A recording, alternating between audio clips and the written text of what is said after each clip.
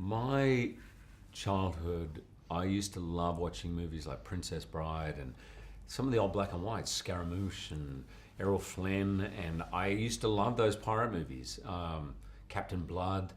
And when I went to drama school, we had to do fencing as part of our training, and I was like, this is awesome. And I really got into the fencing. I think other people was like, well, what's the point of this? And I always dreamed of doing that, and here I am in this massive movie for Warner Brothers, playing a pirate with a massive sword fight at the end. And I was like, this is heaven. So we actually worked really hard, Rooney and I, on that sword fight, and it was choreographed to be on the deck of the ship and a few bits of jumping around. And Joe saw it and said, I love it, but I want to put it up there on that mast, which was basically the width of a gymnastics beam, you know. And I was like, okay.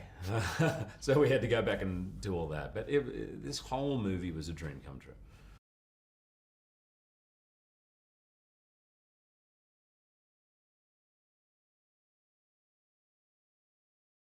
This was the biggest set I think that has ever been built in England. That's what I've been told. And if there's one bigger, I would love to know what it was. But when I first went to show Joe my full look in costume and makeup, and I was doing a test, Joe was shooting in Neverland. So I said, I'll go and find him.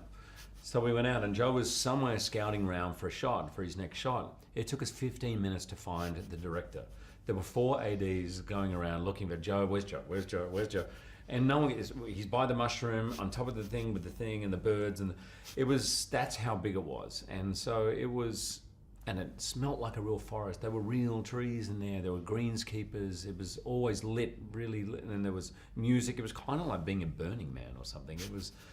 It was astonishing, and the ships were real, and it was a great opportunity, one which I probably won't get to do again.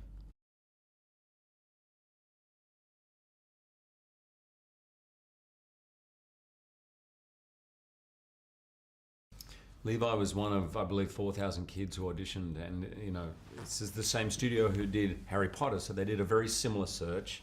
Do you want to be Peter Pan? And they had lines going down Leicester Square, and Levi, school kid from Brisbane, put something on tape, probably in his living room, I don't know, and about 5 auditions later, had this part in his first real film of any kind. And I'll never forget the very last day of filming, and he had a tear rolling down his eye, and I gave him a hug and I said, man, you were so great, and you're going to be many more movies, don't worry. And he said, no, you don't understand, I've got to go back to school tomorrow. You know, when you're an 11-year-old, you get thrown into Neverland playing Peter Pan, and you're flying and singing, and it was, I think, heaven, and I'm so proud of what he's done. The whole world is about to fall in love with Levi Miller.